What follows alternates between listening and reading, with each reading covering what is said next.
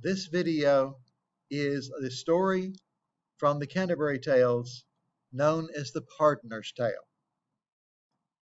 Once upon a time, there were these three really drunk guys who were drinking in the tavern as they usually did every single day of their lives. And they were so mean. They were robbers. They stole things all the time from people. They had a horrible reputation in town, and they were drunkards. Well, they heard while they were drinking in the tavern, clang, clang, clang. There was a death bell going by, so they called the tavern boy over to see what was happening. And the little tavern boy said, "What do you want?" They said, "Go out and find who it was that died." The little boy came back and said, "You're not going to like it, but it was one of your old buddies." And sure enough, it was another one of their fellow robber drinking buddies. Well, these guys were so drunk and so stupid, they decided they were totally tired of death. He had killed so many people.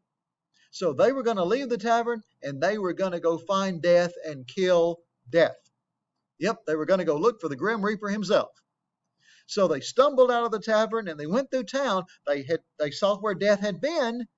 They saw plenty of dead bodies, but they could not find Mr. Death at all. So they decided to look in the countryside. They looked in the countryside. They didn't find anything until they found an old man on the road. And the old man was all wrapped up like a mummy. Just everything was wrapped up. All his head was, only his face was showing. Everything else was wrapped up in bandages. He had a walking stick, and he was hitting at the earth as he shuffled along. Well, they thought that was the funniest thing they'd ever seen in their lives. So they weren't very respectful. So they went up to him, and they kicked his walking stick out from under him. They started shoving the old man over and over again between the three of them. And the old man said, "What are you doing? You shouldn't treat people like this. You young whippersnappers, stop that. You ought to respect the old people. The Bible says respect the hoary head." And they said, "Oh, man, we don't respect you. We don't care anything about anybody." He said, "All we're after is death. We want to find death so we can kill death because he's been killing too many people with the plague." And the old man said, "Do you boys want to know where death is? Fine. You see that hill up there? You see that tree at the top of that hill? I left death there a while back. If you run up, maybe you can catch him." Well, they forgot all about the old man. So here they went lickety-split up the hill. They looked under the tree where the old man told them to look, and there was treasure everywhere. Gold coins, silver coins, precious gems. They forgot all about the old man. They were rich now, filthy rich. But they couldn't take the money back by daytime because people knew them. They would think that these guys had killed some rich lord and had taken his money. So they decided to go back by nighttime and take the gold back and split it up, and they'd all be filthy rich. So the oldest one, the meanest one, maybe the smartest one, picked on the youngest one, and he said, "Boy, you go back to town and you get us a wheelbarrow, and you get us a big round loaf of bread, and you get us 3 wine bottles, because it's going to be hard work hauling this stuff back and forth." Well, the young one said, "How do I know you're not going to steal it while I'm gone?" And he said, "Fool, that's why you're getting the wheelbarrow, because we can't take it back." And the youngest one said, "Oh, yeah, okay." So he went to town to get the wheelbarrow and the loaf of bread and the wine bottles. Meanwhile, that oldest one, that meanest one, turned to the second one and said, "Gold splits a lot better 2 ways than it does 3 ways. When the kid gets back with the wheelbarrow and the wine and the bread, you jump up and pretend to wrestle around with him for fun, and I'll pull out my dagger and I'll stab him in the back." And the middle one said, "Okay." So that's what they decided to do. Well, meanwhile, the kid got to town. He was so proud of himself because he remembered the wheelbarrow. So he got the wheelbarrow.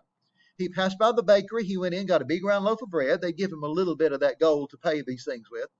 And so he passed by the tavern, and the tavern keeper filled up 3 wine bottles and corked all 3 of the wine bottles for him. He brought those out, put those in the wheelbarrow, picked up the wheelbarrow. He was so proud of himself, he remembered all 3 things to get: wheelbarrow, bread, and wine. And then he passed the drugstore. And the young man started thinking, gold splits a lot better 1 way than it does 3 ways. So he went to the drugstore and made up some excuse about having polecats that steal his chickens. And the druggist comes out with a little vial of poison. He said, now, son, be careful. The smallest drop of this could kill a man dead just like that. But, of course, you want it for your polecats. He said, oh, yes, sir. Thank you very much. And he paid him. Came outside, uncorked 2 of the wine bottles, poured half the poison in one bottle, half the poison in the other bottle.